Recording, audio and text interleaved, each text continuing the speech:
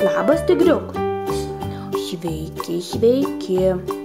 Ar norėtum šiandien susipažinti su keliais ūkio gyvūnais? Labai norėčiau. Man patinka susidraugauti su naujais gyvūnais ir juos atpažinti.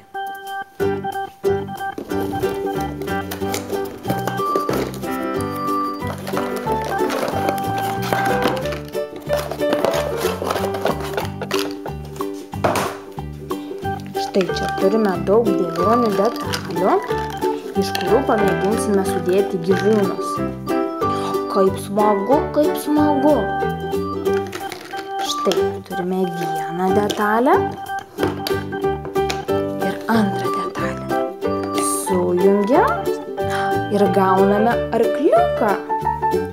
Labas, arkliuk. Kokia tavo ilga uodega? Mano irgi ilga uodega. Pamėginkime sudėti dar vieną gyvūną. Turime vieną detalę, antrą. Jas sujungiame. Ir štai trečia. Ir mes gauname karvutę.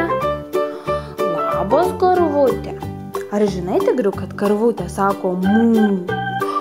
Dabar žinosiu. Mū ir tau, karvutė. Mėginkime rasti dar vieną gyvūną. Turime vieną detalę, antrą, trečią čia. Na ir gal pavyks rasti štai ketvirtą. Ir mes turime zuikį, šuoliuojantį mažą zuikį. Labas, zuiki. O zuikiai yra kiškiai ir triušiai? Taip, dažnai ir zuikiais, ir kiškiais, ir triušiais vadinamas šis gyvūnas. Gerai, žinosiu. Štai dar vienas gyvūnėlis, viena detalė. Čia antra, trečia. Pamėginkime ją sujungti. Dar ketvirta detalė. Ir štai paskutinė, penkta. Ir gavome mielą žavų rožinį paršiuką. Labas, paršiuk.